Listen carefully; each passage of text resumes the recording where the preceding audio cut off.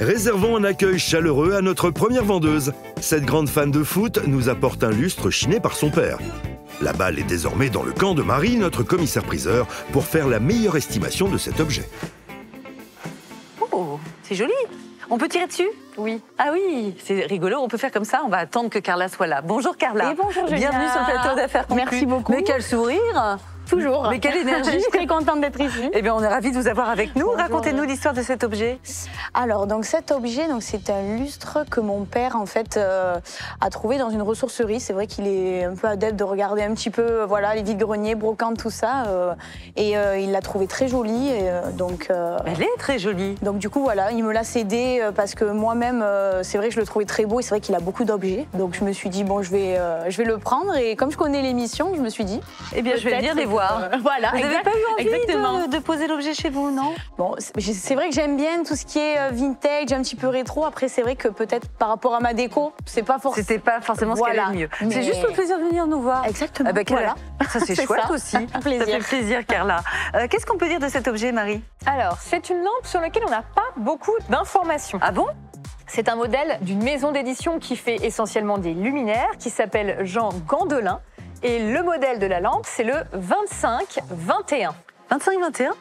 Pourquoi? Ça veut dire quoi? C'est son numéro de production. Souvent dans le design, vous savez, c'est souvent des numéros, des lettres. On a un côté un peu industriel finalement. Et c'est la finition, c'est-à-dire que sur le réflecteur en partie haute, il est coloré, il est peint en cette couleur un peu cuivre, un peu caramel. C'est la finition qu'on appelle Aurore. D'accord. Je peux tirer dessus, Marie? Oui, c'est fait pour. Hein, c'est fait pour. Vous en mourrez d'envie. Ah oui, je meurs. Vous avez déjà tiré dessus? Non, vous avez tiré dessus, Carla? Oui, un petit peu, oui. Mais c'est vrai que pareil, j'ai un peu peur. J'y vais doucement. J'y vais doucement. C'est juste pour montrer à nos téléspectateurs. C'est réglable. C'est génial, mais j'adore ça. Ça veut dire que vous le mettez, par exemple, sur une table à manger et suivant... par exemple, pour une raclette, moi j'aime beaucoup la raclette, vous avez besoin d'avoir la lumière un peu plus basse. On est d'accord? Non? C'est mon plat préféré. C'est votre plat préféré? Oui. C'est mon plat qu'on m'a fait à mon enterrement de vie de jeune fille. Ah, c'est vrai? Oui. C'est génial. C'est pas facile pour aller danser après. Si. Si, ça marchait quand même. Et donc cette lampe, Marie, vous la connaissez bien? Alors, en fait, c'est une inspiration d'une autre lampe qu'on connaît mieux, d'un modèle de chez Philips, avec un nom absolument imprononçable, qui lui avait eu beaucoup de succès à l'époque. On est dans les années 70 et finalement les designers et les créateurs de luminaires s'inspirent un peu les uns des autres. Alors on va retrouver des formes qui font penser à ce qu'on appelle le Space Age. Le Space Age, c'est cette ère spatiale avec ses designs très ronds, très sous coupe volante. Et c'est vrai que cette lampe est très réussie. Elle est moins connue. On a ce petit anneau qui permet de la monter et de la descendre, comme Julie adore le faire, avec 3 ampoules. Ces luminaires-là font des lumières particulièrement réussies et particulièrement douces. C'est-à-dire qu'on y voit sur la table, mais c'est pas quelque chose de criard, c'est pas quelque chose de fort. Le réflecteur qui est là va entrecouper la lumière. Ah, j'ai envie de voir ce que ça donne. Attendez, j'ai un pouvoir magique. Vous le connaissez? Non.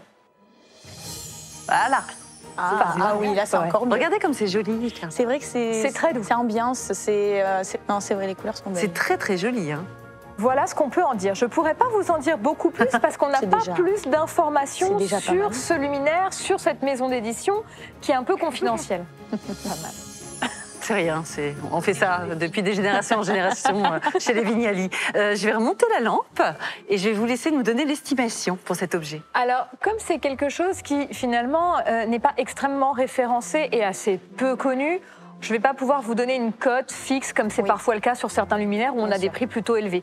On va aller sur un prix de départ de 50 €, mais le design, ça leur plaît. Les années 70, ça leur plaît. C'est ce qu'on aime mettre dans une cuisine. Je suis sûre que ça va faire plus. Bon, où avez-vous mis le pass, Marie, pour aller en salle des ventes? Je crois qu'il est près du sablier. Carla, je vous laisse évidemment prendre le pass et rejoindre nos acheteurs. Merci beaucoup. Très belle vente à vous. Merci beaucoup. Au revoir.